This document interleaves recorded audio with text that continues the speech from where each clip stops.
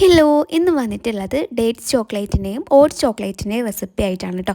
ഇപ്പം നോമ്പൊക്കെ ആയതുകൊണ്ട് നമ്മളെ വീട്ടിൽ എന്തായാലും ഡേറ്റ്സ് ഒക്കെ ഒരുപാടുണ്ടാവും.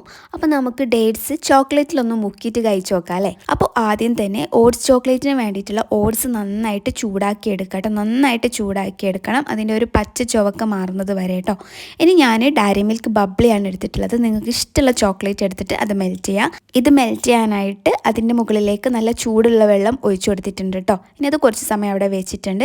ഞാൻ ഇവിടെ കാരക്ക എടുത്തിട്ടുണ്ട്, അതിൻ്റെ കുരു കളഞ്ഞിട്ട് നിങ്ങൾക്ക് ഇഷ്ടമുള്ള നട്ട്സ് വെക്കാം കേട്ടോ. ഞാനിവിടെ അണ്ടിപ്പരിപ്പാണ് എടുത്തിട്ടുള്ളത്.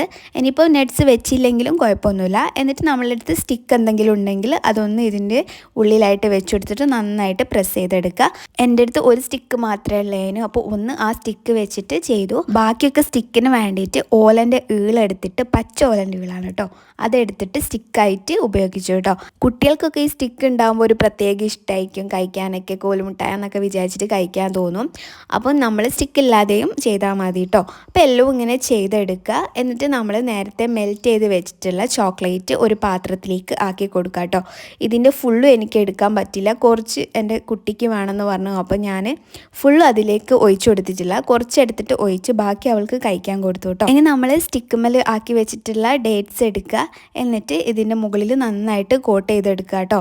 ഈ സ്റ്റിക്ക് ചെറുതായിട്ടൊന്ന് ഊരിപ്പോയെന്നുണ്ടായിരുന്നു, നന്നായിട്ട് പ്രസ് ചെയ്തിട്ട് വേണം കേട്ടോ അതിൻ്റെ ഉള്ളിൽ വെക്കാനായിട്ട്.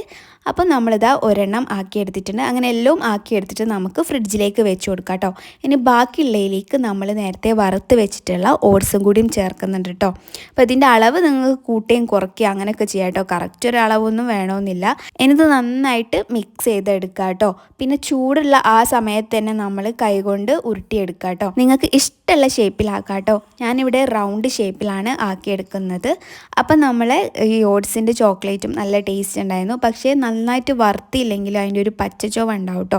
ഇതും എന്നിട്ട് നമുക്ക് ഫ്രിഡ്ജിൽ വെച്ചിട്ട് നന്നായിട്ടൊന്ന് തണുപ്പിച്ചെടുക്കാം കേട്ടോ.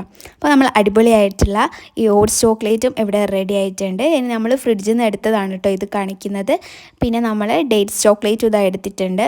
അപ്പോൾ എന്തായാലും ട്രൈ ചെയ്ത് നോക്കുക. കാരക്ക കഴിക്കാത്ത കുട്ടികൾക്കൊക്കെ ഇങ്ങനെ ചെയ്ത് കൊടുക്കാം കേട്ടോ. അപ്പോൾ അടിപൊളിയാണ്. Thank you so much.